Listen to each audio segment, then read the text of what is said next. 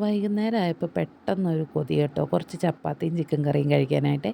അപ്പോൾ ആഗ്രഹം തോന്നിയാൽ പിന്നെ വെച്ച് താമസിപ്പിക്കാൻ പറ്റുമല്ലോ. അപ്പോൾ പെട്ടെന്ന് തന്നെ ഞാൻ ചപ്പാത്തിക്കുള്ള മാവെല്ലാം കുഴച്ച് വെച്ചു കേട്ടോ. ചിക്കൻ വലിയ കാര്യമായിട്ടൊന്നുമില്ല. കഴിഞ്ഞ ദിവസം മേടിച്ചതിൻ്റെ ബാക്കി പിള്ളേർക്ക് വറുത്ത് കൊടുക്കാൻ വെച്ചിരുന്ന കുറച്ചേ ഉള്ളൂ. അത് വെച്ചങ്ങ് ആക്കാമെന്ന് വിചാരിച്ചു കേട്ടോ. അങ്ങനെ മാവെല്ലാം കുഴച്ച് വെച്ച് സബോളയും ഇഞ്ചിയും വെളുത്തുള്ളിയും അതേമാതിരി ചിക്കനൊക്കെ കഴുകി വെച്ചപ്പോഴാണ് കുറച്ച് നേരം അപ്പുറത്തെ വീട്ടുകാരോടൊക്കെ അങ്ങ് വർത്താനം പറയാനായിട്ട് പോയി. എൻ്റെ കെട്ടിയോൻ വരുന്നതിന് മുന്നേ ഈ പണിയൊക്കെ ചെയ്ത് തീർക്കണം എന്ന് വിചാരിച്ചതാണ്. പക്ഷെ നടന്നില്ല. കെട്ടിയോൻ വരാറായപ്പോഴത്തേക്കാണ് ഞാൻ പണിയെല്ലാം തുടങ്ങുന്നത്. പുള്ളിക്കാണെങ്കിൽ ഈ രാത്രി സമയത്ത് ഫുഡ് ഉണ്ടാക്കണം അത്ര ഇഷ്ടമുള്ള കാര്യമല്ല. വേറൊന്നുമല്ല, നേരത്തെ ഫുഡ് കഴിക്കണം, കുറേ നേരം വർത്താനമൊക്കെ പറഞ്ഞുകൊണ്ടിരിക്കണം. ഇതാണ് പുള്ളിയുടെ പോളിസി കേട്ടോ. അങ്ങനെ പുള്ളി വന്നപ്പോഴാണ് ഞാൻ ഈ പരിപാടിക്ക് തുടങ്ങിയത്.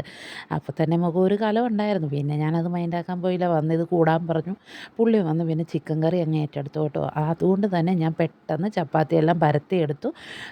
ചുടാനും തുടങ്ങി. വലിയ ഷേപ്പൊന്നും ഇല്ലെങ്കിലും വലിയ മോശമില്ലാത്ത ഷേപ്പിൽ കിട്ടി.